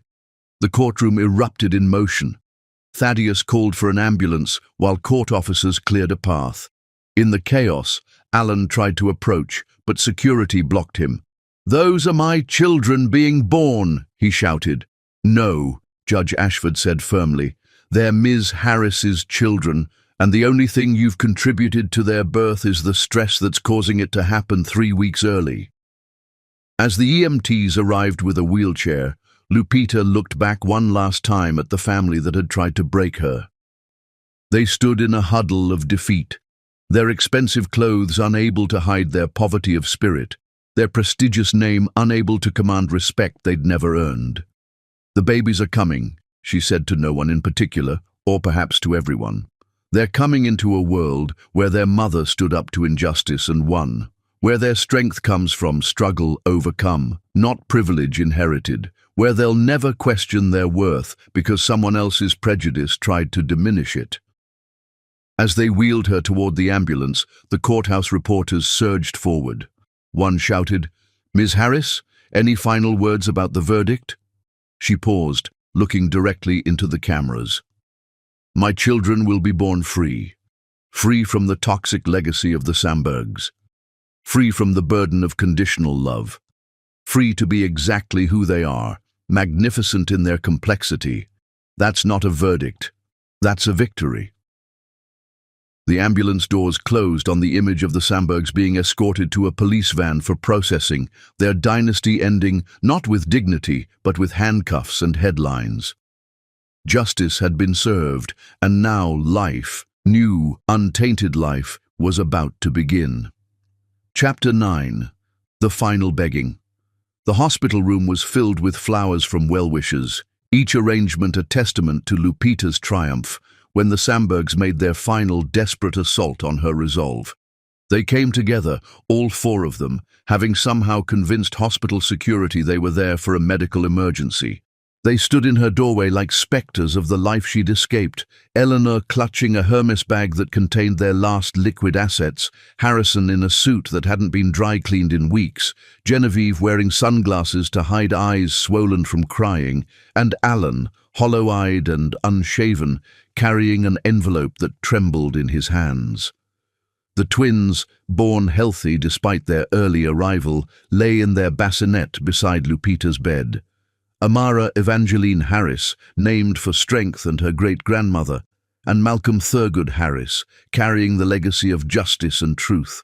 They were perfect, Amara with Lupita's fierce eyes and determined chin, Malcolm with a gentle spirit that seemed to radiate peace. "You shouldn't be here," Lupita said calmly, her hand moving to the call button. "Please," Eleanor said, and the words seemed to physically pain her. "Please, just hear us out." It was the first time in 5 years Lupita had heard Eleanor say please without sarcasm. She hesitated, then nodded to the security guard who'd appeared. 5 minutes. They entered like supplicants approaching a throne, their usual arrogance replaced by something Lupita had never seen before, genuine desperation. "We've lost everything," Harrison began, his voice barely a whisper. "The houses, the cars, the business. We're living in Genevieve's studio apartment. All four of us in 700 square feet. The irony," Lupita said softly, "of you seeking sympathy for living conditions better than what most Americans consider normal." "We know we were wrong," Genevieve burst out, tears flowing freely. "We were horrible, racist, cruel. We treated you like you were nothing when you were everything. We destroyed our own family because we couldn't see past our prejudice." Lupita studied them, these people who'd once seemed so powerful, now reduced to begging at the bedside they'd tried to bar her from. "What do you want?" she asked directly. Alan stepped forward, extending the envelope. "We're prepared to sign anything, any confession, any admission, any public apology you want. We'll go on television and admit everything we did. We'll testify against our former associates who participated in the discrimination. We'll dedicate our lives to your foundation if that's what it takes." "In exchange for—" "One photo," Eleanor whispered. "One photo with our grandchildren. One moment to see them, to know they exist, to have something to remember when we're old and alone." The twins stirred, making small sounds that drew everyone's attention. Malcolm opened his eyes, Lupita's eyes, and seemed to look directly at the Sambergs. Amara yawned, her tiny fist waving in the air like she was already fighting. "Do you know what you took from me?" Lupita asked quietly. "Not the obvious things. My career, my dignity, my father's last moments, but the subtle thefts. The way I stopped singing because Eleanor said my voice was too earthy. The way I stopped cooking my grandmother's recipes because Harrison called the smells invasive. The way I stopped wearing bright colors because Genevieve said they made me look aggressive." She stood, moving to the bassinet, lifting Amara into her arms. The baby settled against her chest with absolute trust. "You tried to erase me," she continued, "piece by piece, comment by comment, slight by slight. You wanted me to disappear into your whiteness, to become nothing more than a vessel for airs you could mold into your image." "We were wrong," Alan said, his voice breaking. "God, Lupita, we were so wrong. I loved you, I did, but I loved my family's approval more. I chose them over you every single time, and now I've lost everything that mattered." "No," Lupita corrected. "Now you understand what loss feels like. There's a difference." Eleanor fell to her knees, something Lupita would never have imagined possible. "I'm 71 years old," she said, her voice raw. "I've spent my entire life believing lies my parents taught me, perpetuating poison I never questioned. These babies, your babies, they're the only chance for our bloodline to mean something better. Please, I'm begging you, let us have one photo. Let us see them once." "Your bloodline?" Lupita asked. "These children don't carry your blood, Eleanor. According to you, blood is about purity, about maintaining lines, about preservation of what you consider superior. These children's blood is mixed, mingled, magnificent in its complexity. Everything you feared, everything you tried to prevent." She picked up Malcolm, holding both twins now, their weight a reminder of what she'd protected them from. "But here's what you never understood," she continued. "These children do carry something from you, something I wish I could remove but can't. They carry the genetic possibility of your hatred. Somewhere in their DNA is the potential for the kind of cruelty you perfected, and I will spend every day of their lives making sure that potential never actualizes." Harrison pulled out a checkbook, his hands shaking. "We have one asset left. A trust fund in Switzerland that the lawyers couldn't touch. $2 million. It's yours, all of it, for one photo." $2 million for a photo. Lupita almost laughed.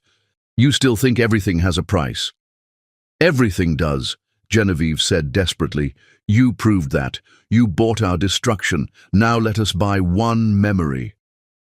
Lupita looked at them, really looked at them. Eleanor on her knees, designer dress crumpled. Harrison with his checkbook, trying to purchase what money couldn't buy. Genevieve, stripped of her social media filters and her carefully curated life. Alan, the man she'd once loved, reduced to a shadow of his former self. "Let me tell you about the price of memory," Lupita said, her voice taking on a quality that made them all lean in. "Every night for 2 years, I paid the price of remembering your cruelty. I'd lie awake replaying every insult, every dismissal, every moment you made me feel less than human. The price of those memories was pieces of my soul that I had to reclaim one by one." She walked to the window, still holding both babies. "The price of memory is also what these children will never have to pay. They'll never have memories of being told their hair is wrong, their skin is too dark, their heritage is shameful. They'll never remember sitting at a dinner table where they're tolerated instead of celebrated." "But they'll have questions," Eleanor started. "Yes," Lupita agreed, "and I'll answer them. I'll tell them their biological grandparents existed but couldn't love them properly. I'll explain it the way you explain any tragedy to children, honestly but age-appropriately. By the time they're old enough to understand the full truth, they'll be so secure in who they are that your rejection will be a historical footnote, not a defining wound." "You want to buy a memory?" she continued. "Let me tell you about memories.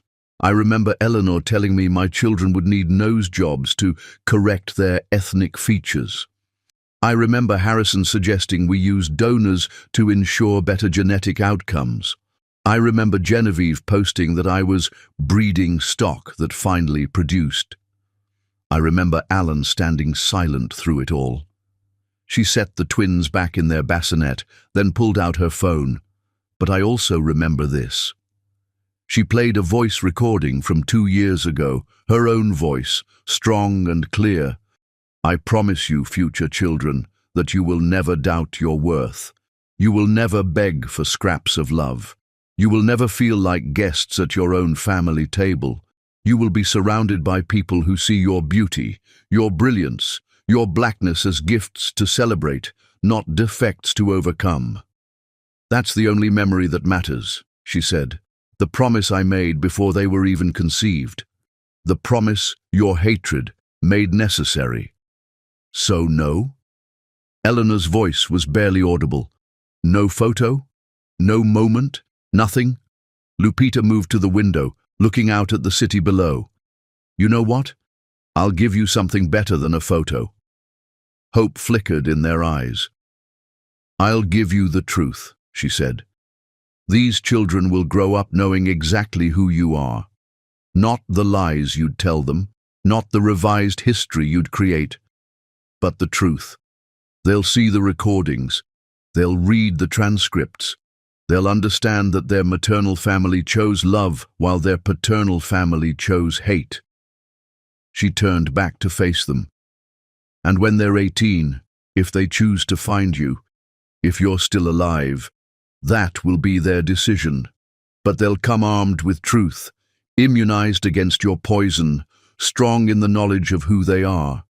They won't come as supplicants or grandchildren.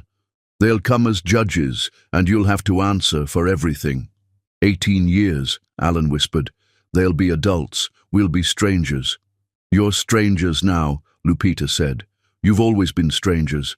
You just had proximity, not relationship. Position, not love. Claims, not bonds.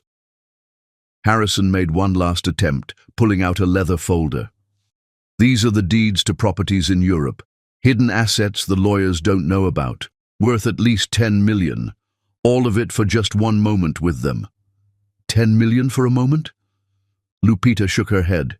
Harrison, you could offer me $1 billion, and my answer would be the same. These children are not for sale. Their safety, their peace, their freedom from your toxicity, these things have no price. Then what was the point of destroying us? Genevieve asked bitterly.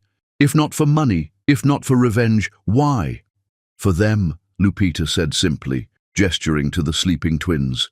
Every move I made, every document I gathered, every asset I seized, it was all to ensure they would never be vulnerable to you.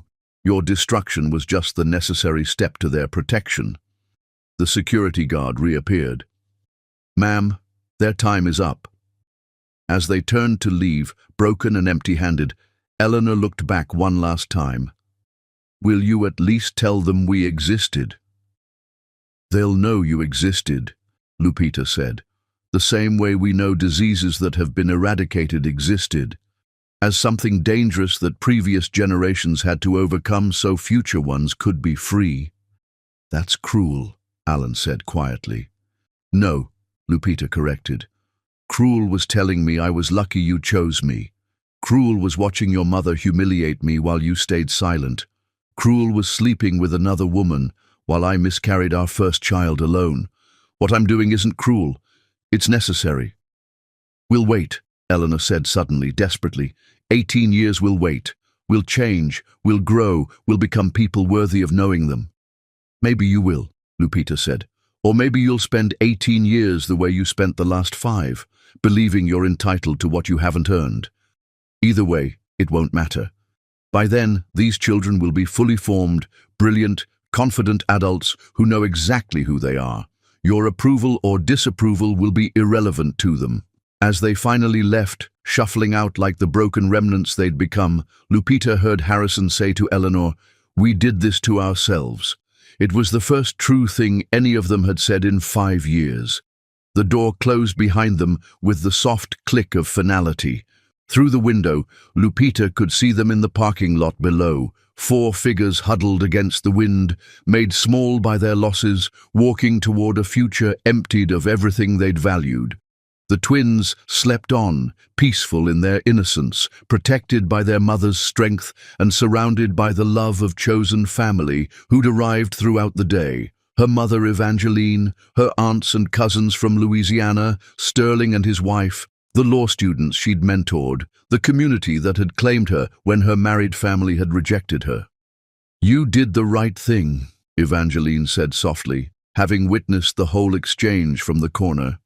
Those babies don't need nothing from people who would have taught them to hate half of themselves. I know, Mama, Lupita said, exhaustion finally hitting her.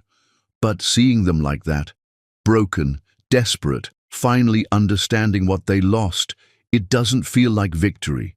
It just feels necessary. Necessary is its own kind of victory, baby, Evangeline said wisely. You protected your children from poison dressed up as privilege.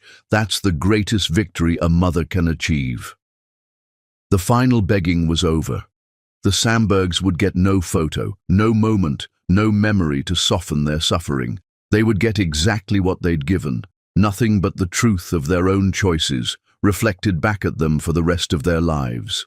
As night fell over New York, Lupita held her sleeping twins and knew that she'd given them the greatest gift possible, freedom from the burden of conditional love, from the weight of others' prejudice, from the poison of a legacy that would have taught them to be less than they were. The Sandbergs would live with their regret, but her children would simply live, freely, fully, magnificently. 5 years had passed since the Christmas morning that changed everything, and Lupita stood in the garden of her estate in Martha's Vineyard, watching her children play in the golden afternoon light.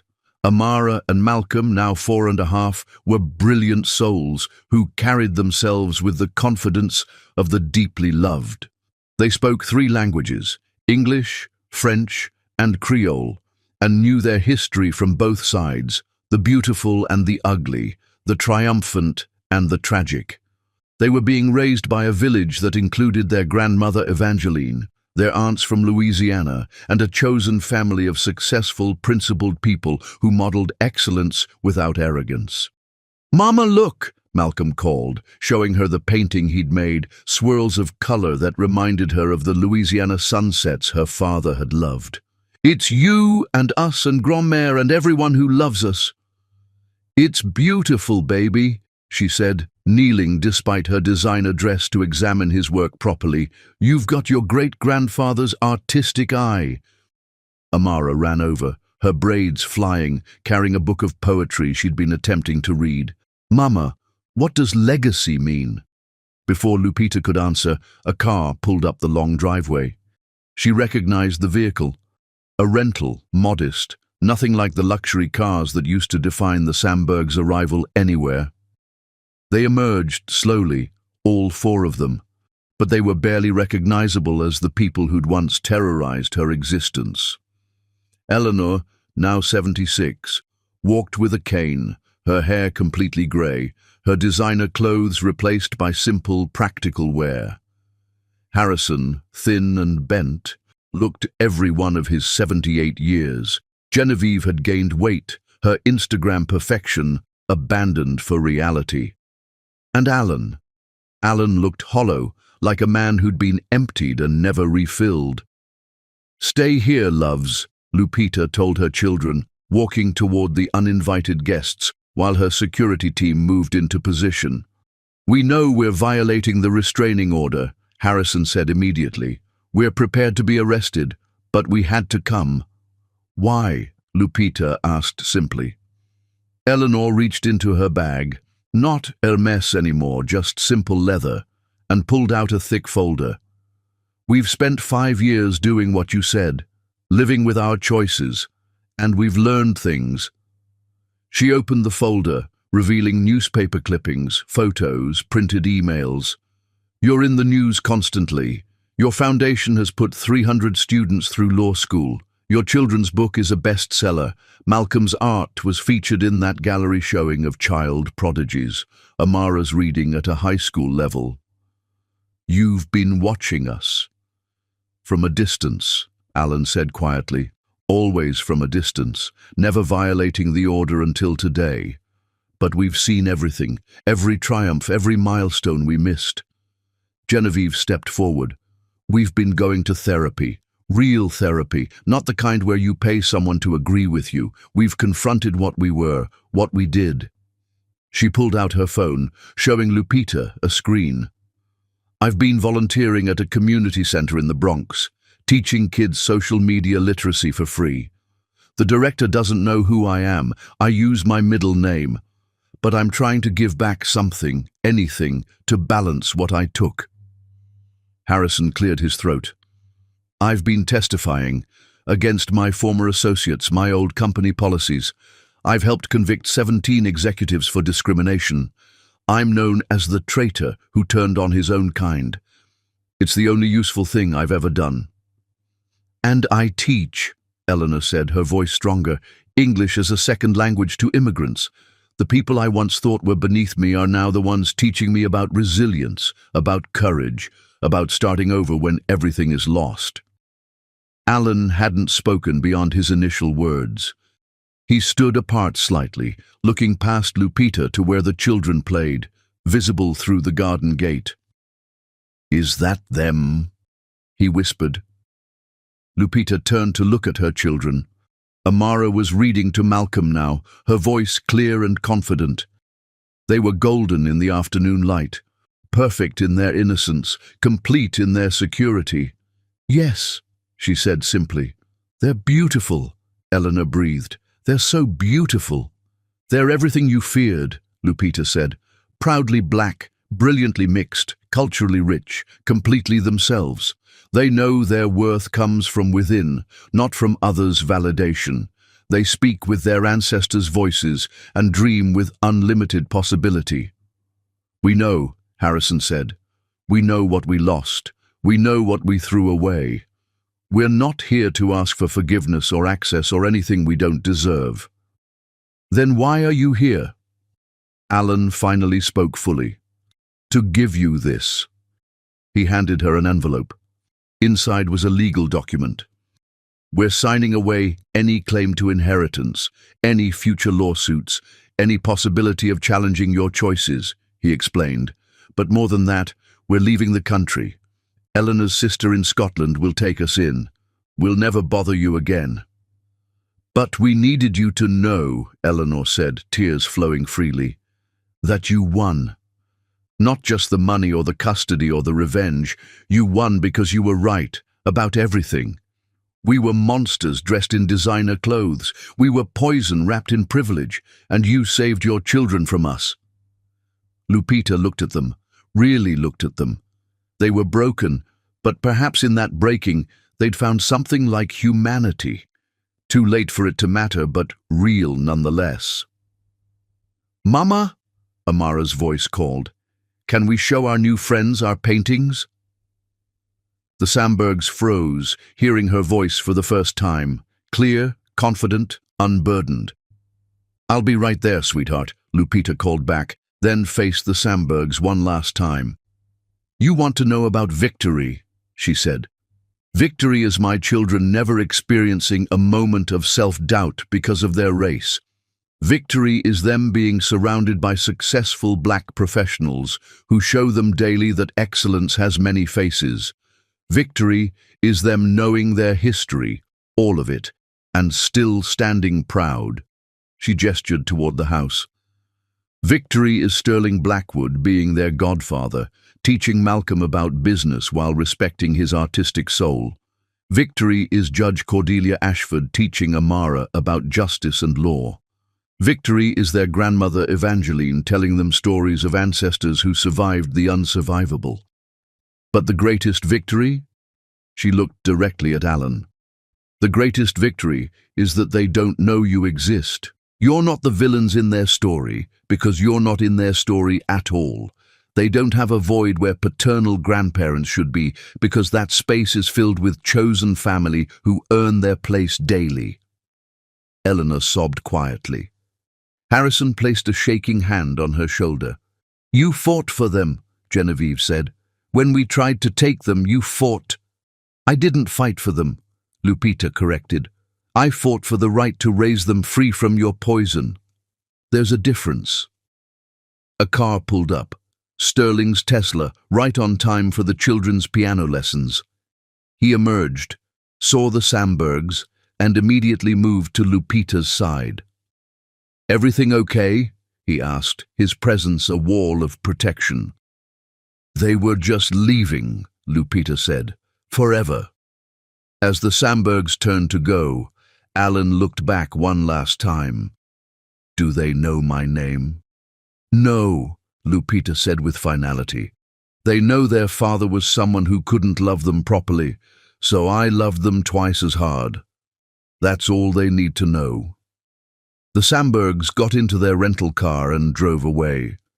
Lupita knew it was the last time she'd ever see them. They would go to Scotland, live in exile, and eventually die, knowing they'd lost not just a legal battle, but the chance to know two extraordinary souls. "Mama!" Malcolm ran up, grabbing her hand. "Come see!" Amara wrote a poem about our family. As the children pulled her toward the house, chattering excitedly about their day, Lupita felt the last weight of the past lift from her shoulders. Behind them, the rental car disappeared down the road, taking with it the last remnants of a toxic legacy. In the garden, Amara stood on a small stage they'd built for performances, her voice clear and strong. "We are the children of survivors and thrivers, born from love that conquered hate. We carry songs from Louisiana waters and dreams that refuse to wait. We are Malcolm and Amara, black and beautiful and free. We are our mother's greatest victory, and everything we're meant to be." The small audience, Evangeline Sterling and his family, various aunts and cousins, erupted in applause. Lupita lifted her daughter off the stage, holding her close as Malcolm wrapped his arms around them both. "Mama, why are you crying?" Malcolm asked, worried. "Happy tears, my love," she said, kissing both their foreheads. The happiest tears in the world. As the sun set over Martha's vineyard, painting the sky in shades of amber and gold, Lupita stood surrounded by chosen family and blood family, by love that was earned and love that was given freely. The Sambergs were gone, not just from their lives, but from their relevance. They were footnotes in a story that had transcended them. Sterling raised a glass of champagne. "To Lupita Harris," he said, "who showed us all that the best revenge isn't destroying your enemies. It's building a life so beautiful they become irrelevant. To the twins," Evangeline added, "who will never know the weight of conditional love." "To the future," Lupita said, raising her own glass, "which belongs to those brave enough to claim it." As the celebrations continued into the evening, Lupita stepped away for a moment, looking out at the ocean. She thought of that Christmas morning 5 years ago, when she'd handed Alan those 2 envelopes that changed everything. She'd known then what she was doing. Not just seeking revenge, but liberation. The greatest victory wasn't that she'd won, it was that her children would never have to fight the same battle. They would grow up in a world where their worth was unquestioned, their brilliance expected, their blackness celebrated. They would never sit at a table where they were tolerated rather than treasured. In the distance, a plane passed overhead, perhaps carrying the Sambergs to their self-imposed exile. Lupita didn't watch it go. Instead, she turned back to her family, her real family, and rejoined the celebration of a life rebuilt from the ashes of what others had tried to burn down. The Christmas papers had been the beginning, but this was the ending she'd always deserved. Not with the Sambergs' tears or pleas or broken apologies, but with their complete irrelevance in the face of the beautiful life she'd built without them. The greatest revenge was a life well lived, and Lupita Harris had lived it magnificently.